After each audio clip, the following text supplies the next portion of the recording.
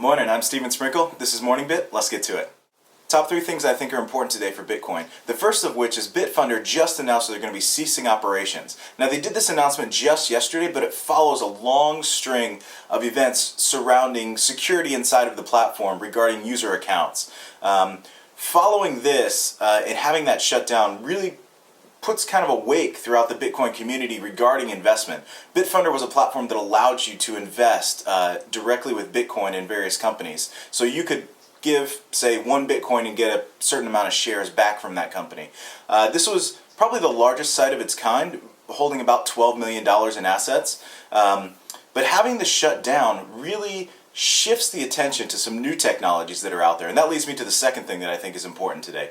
That is Mastercoin and Colorcoin. Both are protocols that allow for users to be able to create different types of virtual currencies on top of Bitcoin. So for example, if you wanted to trade gold, so to speak, you could create a gold Mastercoin or a gold color coin, and that would allow you to transact via digital currencies but still have it tied to a respective asset, such as gold.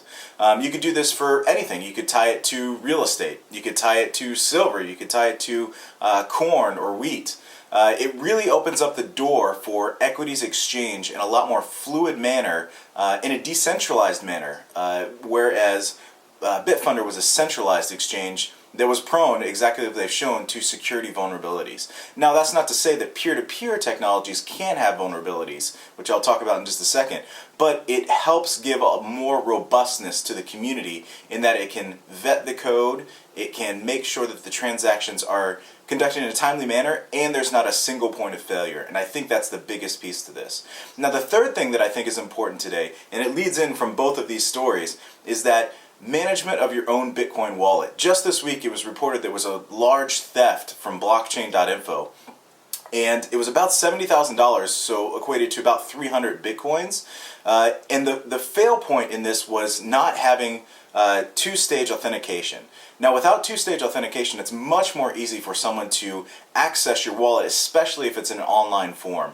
So I really suggest, and I personally hold my wallet in a local location, completely separate from any sort of online exchange. So I would suggest you guys do that. I'll include some information in the link below. Feel free to add any comments. I'm really wondering what you guys think about the new dynamics of the Bitcoin ecosystem around the shift from a central exchange closing down to moving to more of a potentially distributed exchange. So let me know if you have any questions. Subscribe if you like the content, and I will see you guys tomorrow.